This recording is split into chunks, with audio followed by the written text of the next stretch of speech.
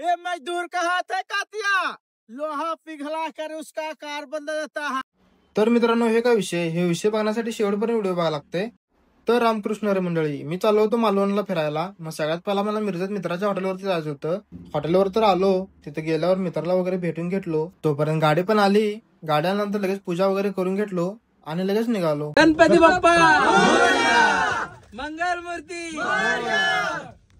मग हॉटेलला bye bye करून निघालो आम्ही पुढे. मी, माझा मित्र आणि गाडी मालक हे तिघं जर सोडलो तर सगळे युपी बिहारचे होते. मग चालू झाला त्यांचा धिंगाणा. आणि गाडीमध्ये तर लाइटिंग एवढी डेंजर होती, सुट्टी नाही. लेझर सिस्टीम, साऊंड सिस्टीम सगळं होतं गाडीमध्ये. तिथनं आलो आम्ही कोल्हापूरमध्ये. कोल्हापूर नंतर राधानगरी. मग रात्री 3ला उतरून जरा चहा वगैरे पिऊन घेतलो आणि परत निघालो फोंडा घाटाकडे. त्यात रस्त्यावर एवढी धुकं पडलेली, सुट्टी नाही. मालवणला पोहोचल्यावर जरा उतरून समुद्र बघायला जातोय तर काय, समुद्र दिसतच नाही. मग जरा उजरी पट्ट्यावर आलो समुद्राकडे. मग कुठेतरी समुद्र वगैरे बघून घेतलो.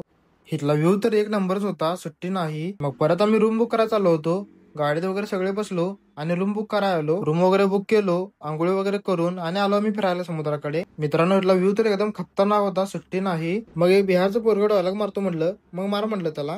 काशीनाथ, हमें खुशी हुई तुम्हारी बहादुरी देख के।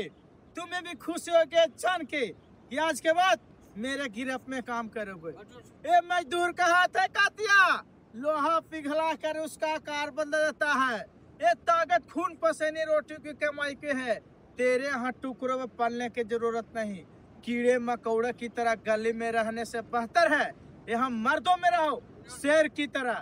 पिंजड़े में आकर शेर भी कुत्ता बन जाता है कातिया। आणि ते खाली बघतो तो वाळूपेक्षा शिंपलत जास्त आहेत. आणि आता काय पोरं सुट्टीत देत नाही. आता एकदा खेळायला लागलीत तर तासभर बाहेर येत नाहीत पोरं आता. मग त्यानंतर चालू झाला यांचा कबड्डी चढाव. मग तोपर्यंत मी एक सिनेमॅटिक शॉट घेतलो. तोपर्यंत मित्रांनो बायकोचं नाव वगैरे काढून निवांत झोपून टाकला पाण्यात. मग तिथनं भावाला झाली जेवणाची तलब. मग तिथनं आलो आम्ही मच्छी मार्केटला. मच्छी वगैरे घेतलो. मग तिथनं जून वगैरे घेतलो आणि परत आलो समुद्राकडे. आता सकाळी तर पाणी इकडून येत होतं, आता इकडून पाणी तिकडे वापस चाललंय. वारा असल्यामुळे पाणी तर लय वाटत होतं. मग तिथनं आलो आम्ही सिंधुदुर्ग किल्ला बघण्यासाठी. मग तिकीट वगैरे काढून घेतलो आणि बोटीत बसलो. बोट तर एवढं डेंजर हालत होती, इकडे तिकडे कसं तर आलो किल्ल्याजवळ. मग चाललो सगळे किल्ला फिरायला. किल्ल्यात एंट्री केल्या गेल्या आपल्याला बजरंगबलीचं दर्शन होतंय. मग तिथनं जरा पुढे आल्यावर शिवराजेश्वरांचं मंदिर वगैरे दिसतंय. भुयारी मार्ग, साखरवीर म्हणजे तिथे गोड पाण्याची विहीर आहे. मग तिथनं गेलो आम्ही बुरुज बघायला. बुरुजावर गेल्यानंतर तर समुद्राचा व्ह्यू असला डेंजर दिसतोय, सुट्टी नाही. मग तिथे कमानीच्या साईडला जरा वर पायऱ्या चढून गेल्यानंतर आपला छत्रपती शिवाजी महाराजांचे पायाचे व हाताचे ठसे बघायला मिळतील. सगळा किल्ला वगैरे फिरून झाला. मग आणि परत बोटीत वगैरे बसलो आणि बोटवाल्या दादाची ओळख करून घेतलो आणि निघालो किनाऱ्याकडे. मग तिथनं परत आम्ही निघालो एक सनसेट पॉईंट बघण्यासाठी. सनसेट पॉईंट तर लय डेंजर होता. सगळं फिरून झाल्यावर परत आम्ही घरी निघालो.